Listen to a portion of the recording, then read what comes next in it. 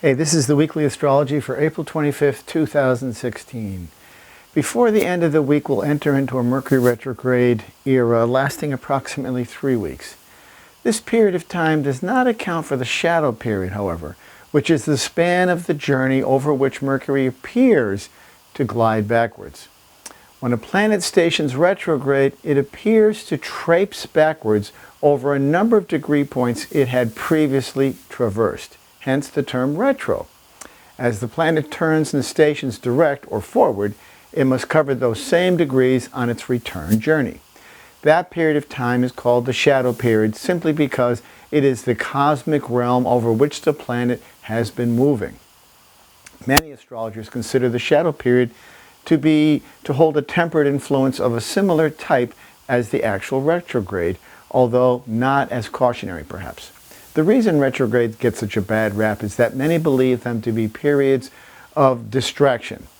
And while these periods can sometimes wreak havoc on our daily communications and mechanical devices and any forward motion, they can also be viewed as a period of time to opportunities to refine those decisions you may have made previously.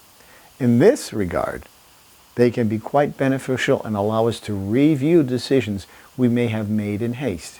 If we keep an open mind, we are likely to reap the benefits rather than the curses. Shortly after the retrograde, which brings us into late May, we have the ingress of Venus into Taurus. Venus is the natural ruler of Taurus and brings out the pursuit of luxury in all of us. So although Mercury may be tempting us to reevaluate, we may be happy to give our doubts a second thought.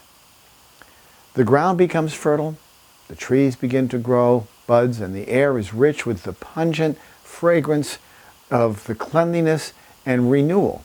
Again, there's that re prefix. Not all retrogrades are evil or annoying.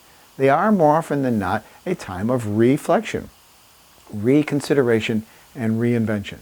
With Venus as the guiding force for this Mercury retrograde, we may find ourselves happy to be regressing over recently trodden ground.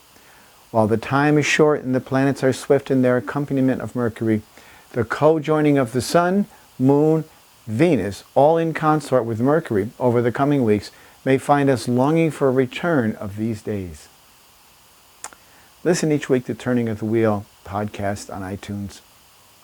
Great guests, interesting topics, information that you can use.